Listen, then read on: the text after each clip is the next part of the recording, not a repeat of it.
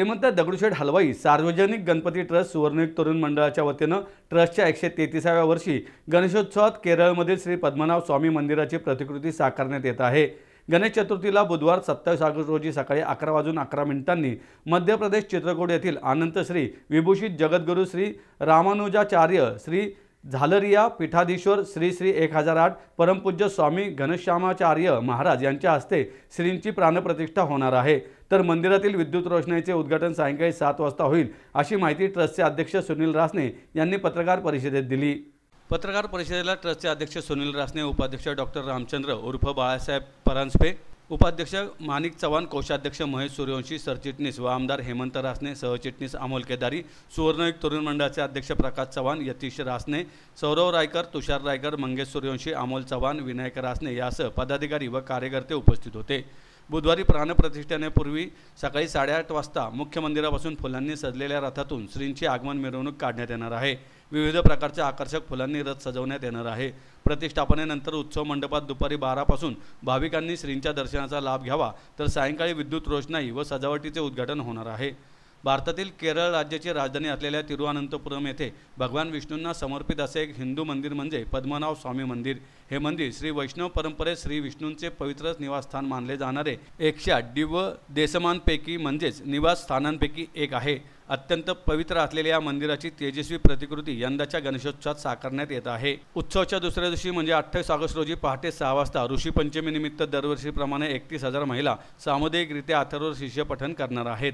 रात्री 10 ते 12 वाजेपर्यंत हरिजागरच्या माध्यमातून महाराष्ट्रातील वारकरी बंधू वारकरी गजर करीत गणरायाच्या चरणी सेवा अर्पण करणार आहेत। उत्सवांतर्गत सूर्यनमस्कार, अग्निहोत्र, वेदपठण, महिला हळदी कुंकू असे विविध कार्यक्रम होणार आहेत।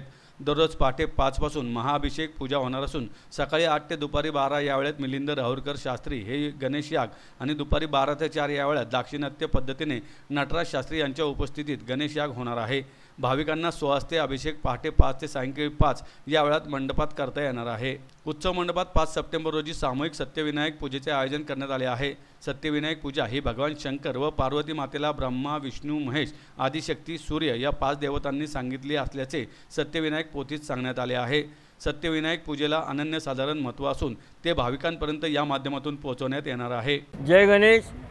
श्रीमंत दगडूशेठ हलवाई सार्वजनिक गणपती ट्रस्ट या वर्षीचा गणेशोत्सव 27 ऑगस्टला बाप्पाचं आगमन होत आहे। श्रीमंत दगडूशेठ हलवाई गणपतीचं आगमन सकाळी 8:30 वाजता मंदिरापासून मिरवणूक निघून सकाळी 10 वाजता पद्मनाभ मंदिर हा जो मंडप आणि त्याचा देखावा केला आहे त्या ठिकाणी बाप्पाचं आगमन होईल। झालरिया पीठाधीश्वर श्री घनश्यामाचार्य महाराज यांच्या हस्ते बाप्पाची प्राणप्रतिष्ठा होईल।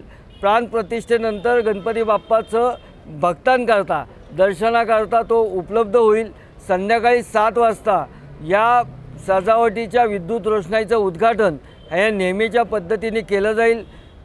दुसऱ्या दिवशी ऋषी पंचमीला सकाळी 31,000 महिलांच्या वतीने बाप्पाची आरती केली जाईल। त्याकरता सधर्म आयुक्त रजनी क्षीरसागर या उपस्थित राहणार आहेत। त्याच्यानंतर 10 दिवस आपला उत्सव त्या ठिकाणी लाखो भाविक हे येतात।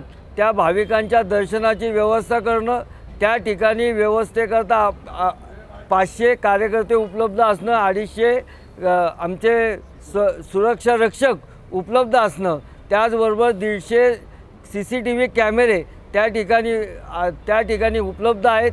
50 कोटींचा जनतेचा नागरिकांचा विमा, भाविकांचा विमा त्या ठिकाणी उतरवलेला आहे। अशा पद्धतीने येणारा गणेशोत्सव हा मोठ्या या वर्षीचा गणेशोत्सवाला एक वेगळं वैशिष्ट्य आहे की त्याला राज्य महोत्सव म्हणून हा राज्य सरकारने घोषित केलेला आहे। त्या माध्यमातून सुद्धा वेगवेगळ्या संकल्पना ह्या उपलब्ध केल्या जाणार आहेत।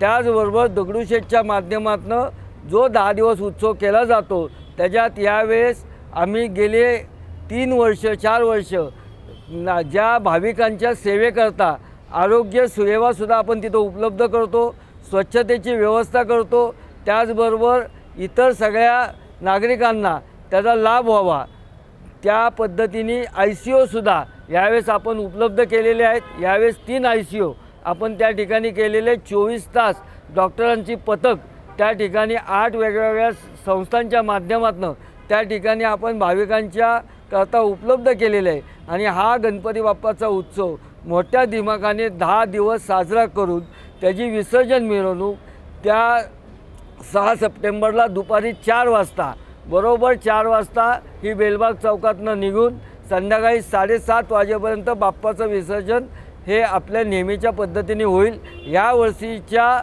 गणपती बाप्पाच्या संपूर्ण महोत्सवामध्ये आपण जे काही ऐतिहासिक बदल करू पाहतोय त्याच्यातनं राज्य महोत्सवाची ही संकल्पना आली आहे।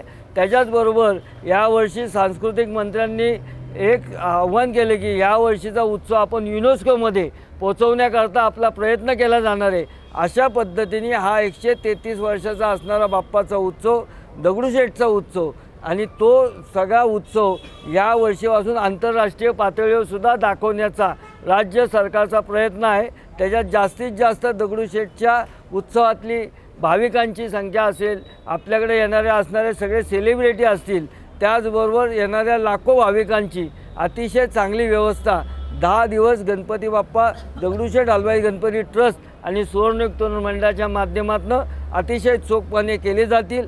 आपल्याला सगळ्यांना सर्व परिवारातर्फे गणपती बाप्पाच्या दर्शनाला अभिषेकाला यावं ही मी आग्रहाची विनंती करतो। आणि हा उत्सव जास्तीत जास्त चांगला कसा साजरा होईल याकरता जसं कार्यकर्ते म्हणून आम्ही काम करतो तसं आपण सुद्धा हा आपला उत्सव जास्तीत जास्त आपल्या माध्यमाद्वारे संपूर्ण जगभर कसा पसरेल याकरता आपण सुद्धा प्रयत्न करावा अशी आपल्याला विनंती करून पुन्हा एकदा आपल्याला दर्शनाचं सर्व परिवारासहित निमंत्रण देऊन या ठिकाणी थांबतो। जय गणेश।